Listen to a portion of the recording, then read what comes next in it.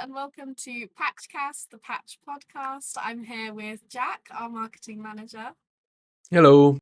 and Natasha, our creative director. And I'm Jemima, editor-in-chief. So this month we're going to be talking a bit about our May edition, which was themed around all things spooky and unsettling. And very fittingly, we had a cover feature with Reanimal, which I was personally very excited about because it's one of my favorite titles to come out this year. Yeah, let's show off the cover. What a beauty. It's gorgeous. And I haven't received mine yet because I'm in Korea, so I'm very jealous. I want it in my hands. And yeah, I got the opportunity to interview the Tarzia studio. Yep. I always pronounce it wrong. The Tarzia studio folk. So I wanted to discuss some personal highlights from that interview. Some of the stuff didn't actually make the cut, but it was a very lengthy interview. A bit of behind the scenes insight as to how we conduct our interviews usually, because there's often a lot of issues with time zones and scheduling.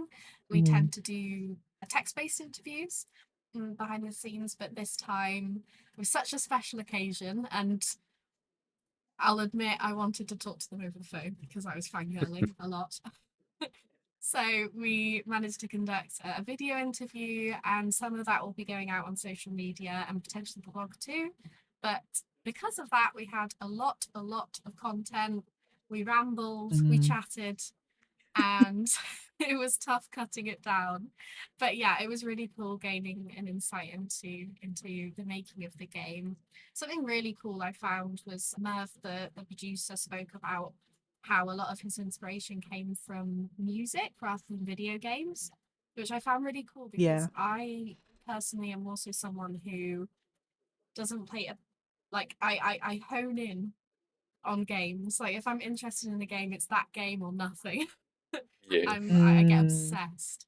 And Merv was saying a similar thing. He doesn't often, rotate between a lot of different games at once.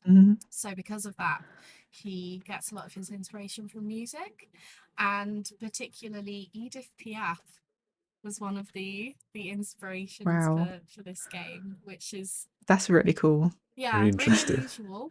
But for some reason, it completely makes sense to me because I also listen to a lot of Edith Piaf, and I grew up on it around about the house.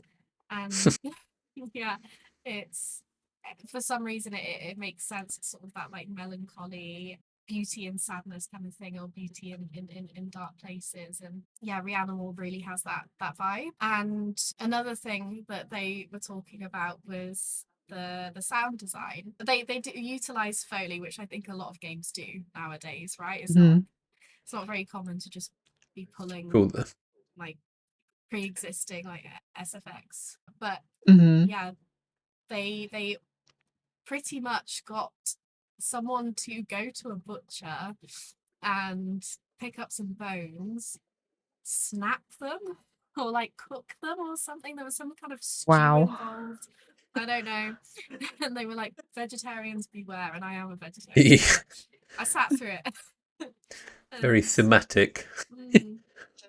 It's Very on certainly brand. fitting, but I think they used those sounds for the finale. But yeah, it was really cool hearing those kind of insights into the game, and it was an absolute dream absolutely interviewing them. It was so cool. And your fangirl moment. I had my fangirl moment. For anyone that doesn't know, Tarzia are the creators of Little Nightmares as well, which I know is another very, very popular one in the indie scene, and personally one of my favorite games ever. So yeah, it was a huge moment for me.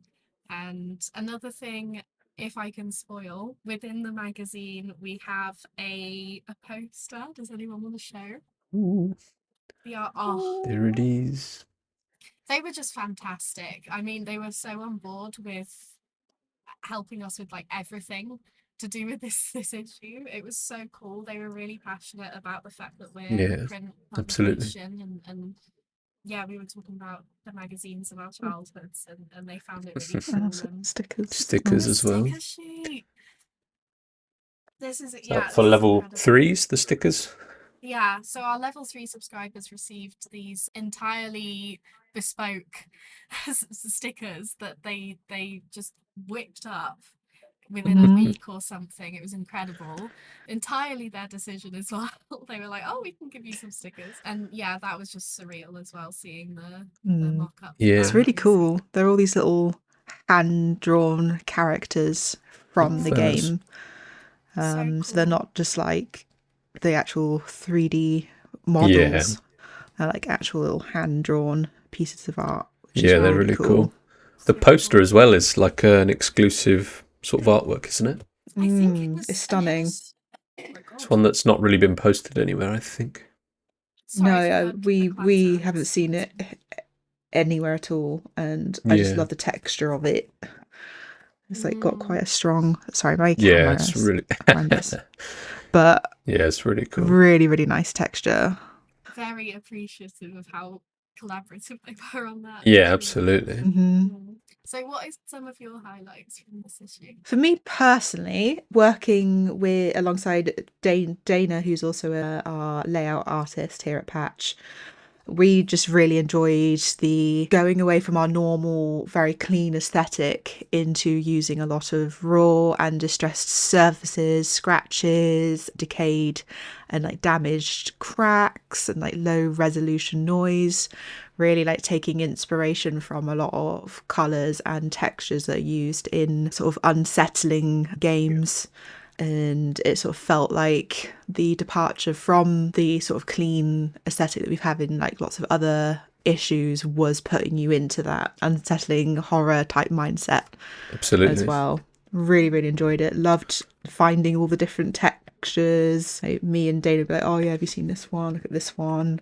Or I'd see like a layout of hers and be like, "I want to use something like that as well." So like this is got all really nice textures. The whole theme is very like grungy and which is so not like what we normally do. It's very different. But it's really cool. Yeah, Makes it such a special issue. 100%. I feel like it just like sets it off. I felt like if we used very clean aesthetics for all of our backgrounds and things, it would just put it really at odds. Yeah, imagine it's quite fun to do such a different issue.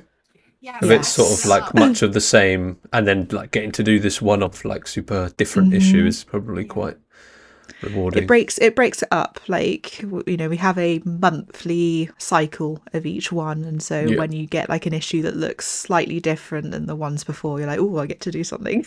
I get to like, I've had all these saved bits and pieces, and I'm like, "Oh, I get to go into my little folder of like goodies and go and use all of those." And what about yourself, Jack? So I picked a couple of spreads from the magazine. So I really liked the "No, I'm Not a Human" spread for that game. Because it just has, it's really sort of creepy. So it has all the little things and it explains what they do in the game. And this creepy fella, sorry, I can't see. He's really spooky. I wanted to say that Caroline specifically was very unsettled by that guy. And our proofreader, Caroline, does not typically play games. And she messaged me and was like, "I'm so scared. Who is this? Like, take it off." He's a very unsettling gentleman. Yeah. He reminds me of Attack on Titan. Has anyone watched that? Yeah, he does look like I've literally just finished that like a week ago. So isn't it like the similar like it's very fresh. You don't want to look at it. Something's wrong. Yeah. Very creepy. Very, very creepy. But yeah, I think the whole spread as well, it like really looks like the game, which is really cool. Yeah. And it has all those creepy visuals, which are really fun to look at in magazine form. And then also the birds watching guide, because it's almost kind of cute, but still has that creepy like vibe like the rest of the magazine. Because it's a horror game, but it's all about sort of bird watching, which is kind of odd. But the actual pages have these little images of birds in the middle, and it explains sort of what they do in the game or like where to find them. But it sort of almost feels like a bird watching guide, like one of those old books, but it has the same spooky vibe as the rest of the magazine. And we also did a patch plays with that one. We did. That's out on YouTube now. I think I screamed a lot when I was playing that. Yeah, it was pretty spooky. When I saw it, I Yes. thought, oh, it's just bird watching. No, it's not. Yeah. Very It really quickly isn't. descends into Yeah. chaos. Into something Hmm. rather unnerving. Yeah. But it's funny you say about like how the spreads, it really feels like the game. Because that's something I love about what you guys do, Natasha. It's like you're Absolutely. Oh, thank completely you. immersed in whatever game you're reading about. I love it Mhm. because it really pays homage. Is that the right word? Like you appreciate the game art on another level when it's spread out like that. It's really nice. Thank I you. love it. You're welcome. Shout out, Dash. Yeah, Shout a out. massive shout out to the design team. Incredible. I'm always And Dana. amazed. All right, so shall we chat about what we've been playing this month that hasn't, well, Yes. I was going to say Let's do that that. hasn't been featured in the magazine, but mine very much has. Can we guess what I have been playing this month? Can we take a I don't wild know. It's a guess? mystery. Good idea. Might it be the cover feature? It might. It might. It has, yeah. Reanimal, I've just been playing non-stop. One of the cool things that happened this month is I'm currently living in South Korea, and I went to a console cafe, which is where there's a bunch of different sofas set up all across this big room, and you each get a TV, and you pay something like £2 for 2 hours or 3 hours, something ridiculous, like really, really That's cheap. so cool. It's so good. And you get ramen. You get ramen. What? But included or Not for extra Yeah. pay? You Okay, have I was to- going you to say, how are they making money? I know, how are they surviving? Terrible in business this model. economy? Yeah. No, you pay for the ramen, but the ramen's like £1, so it's no biggie. Sounds so But yeah, cool. it's so cool. So we got ourselves a sofa, and we were looking through the games on offer, and there weren't a ton of games, but one of the games was Reanimal, which I was so surprised about. I don't know if it's because it's just come Yeah. out or but I was very happy to see that. So we played through for maybe my third time now. I think that was my Blimey. third playthrough since it came out. I'm just obsessed. I love it. It's beautiful. Mhm. It's very, I think, if we're comparing it to their other games, namely Little Nightmares, it's very much story based, and it's more of an Mhm. experience than it was like a sort of puzzle adventure or puzzle platformer. Yeah. They've also steered away from those like that platformer element a bit. It's very much like you can explore every angle. I think before it was sort of labeled a 3D platformer, in that you feel like it's sort of 3D. You can go this way, that way, but still it's like side scrolling, you know. Yeah. But this time, you're entirely sort of free to roam within the boundaries Yeah. that they allow you to. There's a lot more little secrets and things, isn't there? Yes, there is. And Cara, our managing editor, has managed to achieve far more than I did, which I'm very jealous about, and will cause me to do another playthrough. I think she did it in one as well. I'm so jealous. Yeah, she played it once. Yeah, she's a pro though. So now have you found all the secrets? I have not, and that means I have to. No. I have to go through again. What a shame! I have to play again. Oh no. More of my time.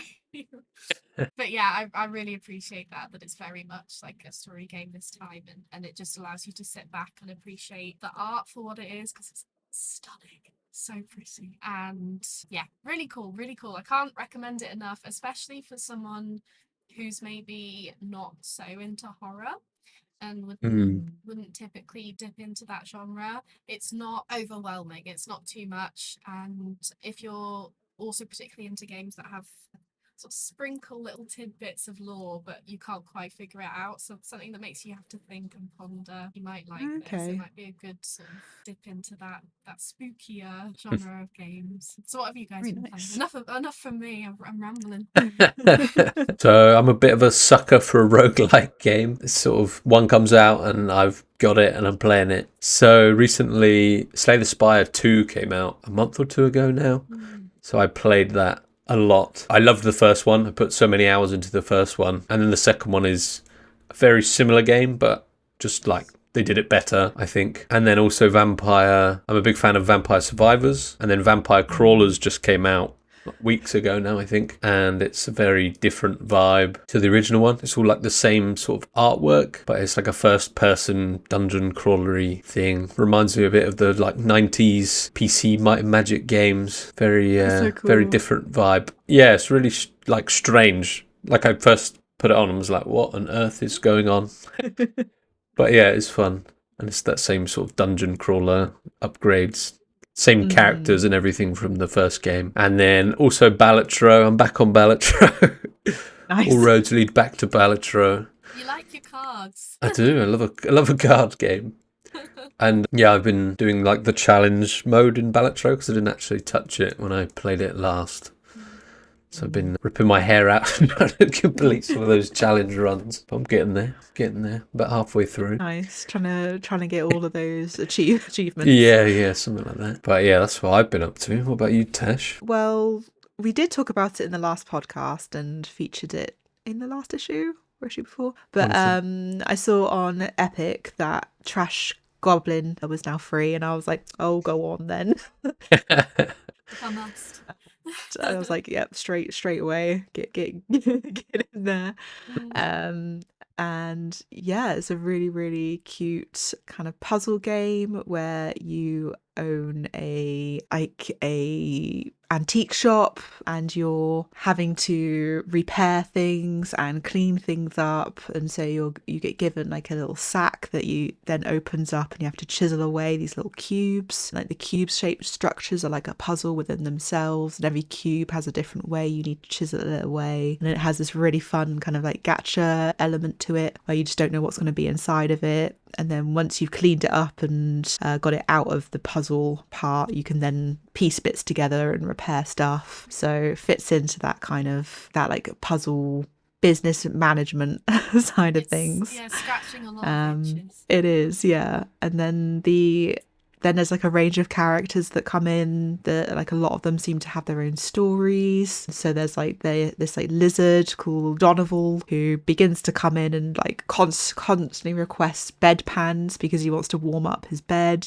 or no, warm up his entire room. But then eventually, after requesting several of those, he comes back and is actually like, oh, actually they're a fire hazard.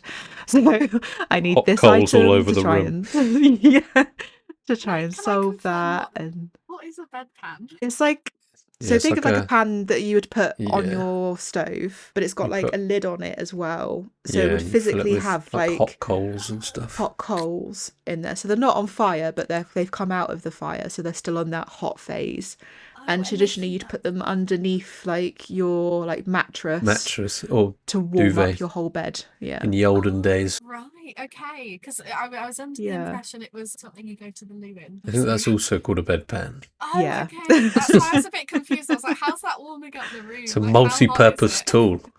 Once your coals have cooled down, it's fair game. Yes. Multiple Yeah. multiple uses for two different items. Yeah. Sorry to... And it's No, that's derail okay. us with your potty talk. To taint the conversation with my... And there's goblins and a lizard person. Are there lots Yeah, of other and creatures? So yeah, there's several different species in the game. So there's mushroom people and lizards and humans and goblins, and there's a whole friendship kind of element to it. So if you certain species like deals, they then increase the friendship across that species. So then eventually you'll get like better tips from them. So it has that sort of bit to it as well, which is really, really nice. Yeah, it's fun. And the like character art in itself is really, really cute. So yeah, just overall it's like a nice cozy vibe, but with a little bit of like a challenging puzzle Yeah. business management to it as well. And like a cozy vibe with a bit more of like a grungy look to it. It's a bit Yeah, it can different. It can be a bit grungy. It's not but, super like clean cut. Like a lot of like management sims like that tend to be Yes. like. Yeah, they do tend to be, yeah. Yeah. It's not like in the cozy kind of comforting Yeah. type vibe. It's more medieval cozy Yeah. in that, Yeah. Kind of thing. that vibe. Absolutely. Yeah, I often go to sleep to a lot of medieval style videos, so that would definitely Of course. comfort me. With your bedpan. Yeah, with my Yeah. bed. That's so funny. What else have you been playing? Just Trash Goblin? Yes. That Just has that, consumed me. On It's repeat. trash goblin. That has consumed me, I'm afraid. You've been There's consumed nothing by the else. trash goblin. Yeah. Same with me and Reanimal. It's tunnel vision. Okay, Mhm. so that's what we've been playing this month. But how about stuff that we're excited that hasn't released yet this month, but we're excited for? Anything on our radar? So I actually played the demo for Scale the Depths, which Mm. was Mhm. quite an interesting game. Mhm. It's developed by Glass Gecko Games, and it releases at the end of the month on the 28th of May. And it's like a fishing game, sort of. So you're on a boat, and it's giving a little bit Dave the Diver, but like quite different. If you've ever played that, that's a good game. Yeah. No, But so you're on a boat. It got our Game of the Year award, I believe. Did. Mm. Yes, I believe it did. It was a bloody good game. But this one, you're on a boat and you have like a few different sort of stations, I guess. Mhm. So you obviously fish. So there's like a whole mini game where you like cast your rod and then you just like control the hook and you try and like basically like you're navigating around the water and you try and like grab the fish with your hook, which is a bit different. Yeah. That's like that Mm. the Club Penguin mechanic. Is it? Yeah. It's literally that's. I feel like I only ever played the card jutsu and Club Penguin exclusively. That's the only fishing game that I've played because obviously with like Stardew Yeah. Valley and Animal Crossing it's very like but yeah, that's the only Mhm. one I've played where you actually have to navigate. I Yeah. don't think that was around my time. I think that was after my time. Club Penguin, really? I was on Club Penguin. Yeah, I think it was No more way. like Habbo, Hotel, and like Never Neopets played that. kind of time. No way. Oh, you missed out on Yeah. Club Penguin. You really did. Did I? Play Club Penguin and I've heard some Adventure things. Quest. I don't think I've missed out on Club Penguin. What have you heard? Let's Not not bring go that up into in a what we've heard podcast. about Club Penguin. But anyway, back to Sorry. Scale the Depths. So there's the whole fishing mini game. So you catch fish and then you go to your like preparation station and you have to like clean off the fish. So you like scale them, get any like parasites and things off as well, and then you like chop their heads off and throw them to be fed to your customers. There's like a whole thing. So if you like go too quick when you're scaling them, then you damage the fish and it's not worth as much. And there's all different kinds of fish that are like bigger and smaller and make it more and less difficult. And then you go to your customer. So there'll be just someone stood at the end of your boat and it's normally like a creature, like a bird or an otter or something. And they'll be like, I want this fish. And then you just feed them the fish and they'll give you money when you fully feed them. And then you could go to your last station, which is like a shop, and you can buy upgrades for like your rod or like how many fish you can carry or your different knives for scaling fish and stuff. But yeah, I really enjoyed the demo. It's very my kind of game. I really liked it. I'm Forward to that. sold. Yeah. Yeah, the that artwork's sounds really cool as well. Like all the fish are like really cool looking. Nice. I Yeah. didn't catch that one, so I'll look it up. Yeah, it looks I mean, if cool. I enjoyed Club Penguin, I'll probably like this. Yeah, it's like the same game, essentially. Exactly, pretty much. I Add think there was less puffles to scaling. scale the Dear. depths. Yeah, the I customers also- are the puffles. Yeah, the customers of the puffles. There was another game called Bird Watching Notebook, to go back to birds, and that's the developer of that is Bsky Games. Hopefully I'm pronouncing that right. That releases on the 27th of May, so the day before the other one. And that's like it's an idle game where you basically just have like a window on your desktop and birds will come and visit and just come and like perch there, and you can like take pictures of them and you collect like feathers and things that they drop and then sell them, and you level up and you can buy like decorations and like decorate your little window, and like new birds will come and stuff, and it's just like a really cute little idle game. Oh, I love that. Yeah, it's quite fun. There was another game called Chillquarium that I played ages ago. More fish, but it was a similar thing where you had like fish and you buy like eggs and hatch fish and they'd all just be swimming around on your screen. Oh, that's cool. But yeah, Sounds like something Cara would like as well. yeah, likes very it. sweet. Lots of birds. The, And also Yeah. bird watching, yeah. the art style looks very nice. Yeah, it's really sweet. But that's me. What about you guys? I've been particularly excited since it was mentioned in the Wholesome Direct last year. I've been really looking forward to Phonopolis, and the concept seems really cool. It's just essentially like a puzzle game, but the thing that's really intrigued me is the artwork. And I tend to be this way. Like if I see a game with really unique artwork, I want to play it. I don't really care about what the premise Yeah, is. it's like eye-catching, isn't it? Yeah, I just know that if the artwork's really cool, then the people behind it are probably really cool and they're making something really cool. So I'll just trust it. But yeah, with games I try to hear or see as little about it as possible before I dive in. I was that way with Reanimal. I avoided all trailers. I refused to watch any because I knew I'd love it. And I did. But yeah, just the art style is sick, and they use cardboard to create the everything. I think it's entirely made of It looks amazing. Yeah, it's really cool to look and at. just the talent and the time, and I must play it. But apart from that, there's also Whisper of the House that released a while back on PC and is now coming out on Switch. And it's one of those games that I personally, it's too cozy to play on a PC. I must be in bed. I must have a cup of tea. I must All have a snuggled biscuit. up. Yeah.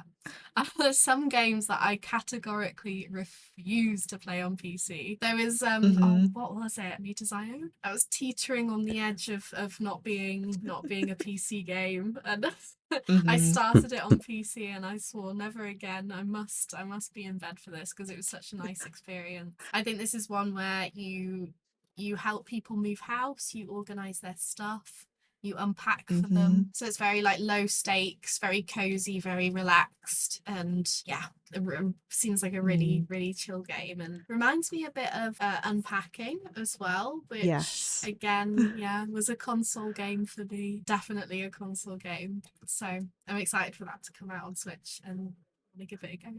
Nice. I've got a couple on my list too. So Thrifty Business by Spell Garden Games is coming out on the 18th of May. And I have played their previous game, Sticky Business, and I absolutely adored it. Completely just rinsed that game. It was definitely one that like I wouldn't sit there for hours and hours and play at a time, but it was like, oh, I fancy designing a sticker and doing that and sending it off. So I'm really looking forward to the next game. And in this one you run a thrift shop and you're selling like clothes and antiques and toys, and you need to befriend the customers that come in and make requests, and it's more based in like the store itself, whereas Sticky Business, it was very like on the table on your like desk, but the color palette and the pixel design is very similar to their previous game, so it almost looks like it's in the same world. So yeah, I'm very excited to play that. As you could tell, I do like a laid back management sim. Got you written all over it. So yeah, very much looking forward to that. And we did an article on Sticky Business as well, didn't we, a while back? I think we did. Yeah, it was covered. The patch team submitted their own stickers. I loved that. It was really fun because we all went from completely different angles. Yes. We all had very different vibes. I was making our stickers. But like you said, it's not one that you sit there and play for hours. It's just one that you sort of revisit every now and again. And I think I really liked it. But yeah, I think the replayability of Thrifty Business will be cool to see. I think we also had someone from Spell Garden Games on our talk show at Insomnia. Amazing. Do you remember that? Yeah, for Women's Gaming Month. Yeah. Yes. Yeah. Really very cool. So yeah, very very cool team behind that. And for Sticky Business, they regularly updated the game with like lots of other themed stickers and did like seasonal updates and DLCs and bits and pieces. So it did keep the game relevant and made you like come back to it and be like, oh, you've just added a load of plant assets, so now I can make plant-based stickers. So I'm excited to see how that translates then into the next game and whether they'll do like seasonal updates and that sort of thing. Very exciting. Yeah, sounds fun.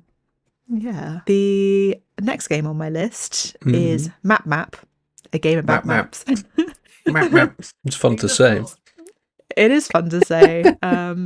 That's coming out on the 28th of May and developed by Hipapo Games. Hopefully I'm saying that right. And it's a game where you are a very cute character and you're put onto an island and you're asked to become a cartographer and basically map out the island and its landmarks from a group of other very kind of cute characters that are there as well. It has got a demo out at the moment, and yeah, I've played a few ones and I really, really enjoyed it. Mm. So you saying map at the Map. beginning just reminded me. So they don't, when the dialogue boxes come up, they don't read out what's in the dialogue box. Okay. Instead, they just go map. Oh, Map. that's good. Oh my god. That just That's like good. reminded me of like, oh yeah, they do that. Map. That's good. That's It looks very very cute. cute. I like that. I think the idea is fun. It's quite different.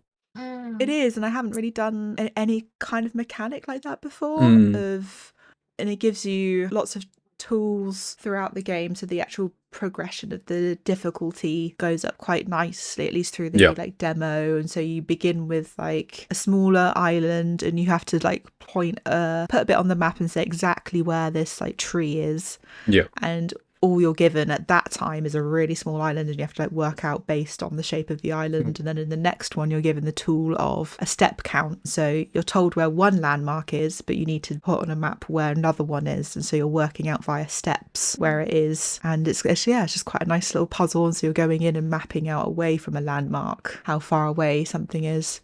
Yeah. All within this very kind of cute and brightly coloured island type world. Very reminds me a lot of like Alba in that sort of style. So yeah, I really enjoyed it. Really looking forward to the full release. It's really cool. Scratches that GeoGuessr itch. Yeah, for sure.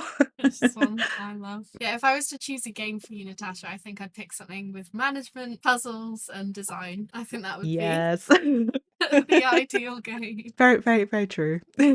So we've spoken all about what we're excited for this month and what we've been playing, but can we give a little sneak peek into what's to come next month from Patch?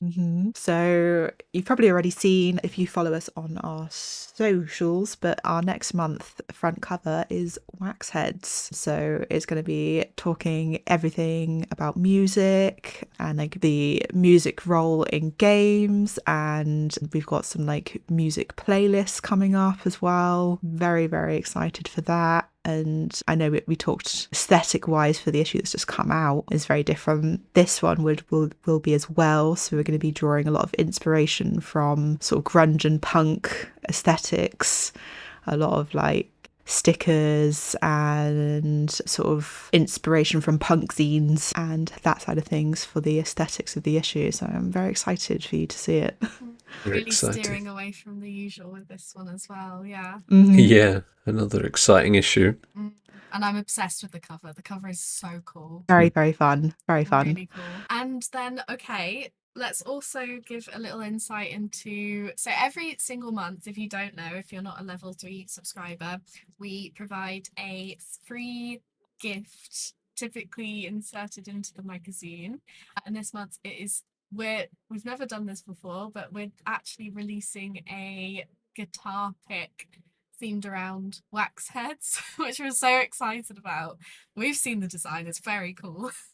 You'll like it too. I'm really hyped. Yeah. And the design is thanks to Natasha. It's incredible. So yeah, that's something we've never done before. So any guitar players are gonna love that. But even if not, I don't play the guitar anymore. But it's going on my wall. No, on my board. I'm going to be getting my Dremel tool out and putting a little hole in it and making it into like a little keychain. Oh, that's for sure. such a good idea. 100%. That's a really good idea. Oh my gosh. Yeah, maybe I'll do the same thing. Or even a bracelet, or a necklace. Or like a necklace or like a single earring would be really cool. Yeah. That, like punk style. I've got Well, you subscribe twice and then you've got 2 earrings. Yeah. Whoa. that is big brain thinking there. Everyone should be subscribing twice. But yeah, we're really excited about that. We're trying to sort of spice things up. And if that is only if you are a level 3 subscriber, do you get the free gifts included every single month. But yeah, if you want to subscribe in time to get this issue, our cutoff as usual is the 24th of the month UK time. So if you want to get it, you've got to subscribe before the 25th UK time. And yeah, I think that's it from us. Thank you so much for listening, and we'll see you again next month. Thanks everyone. Bye.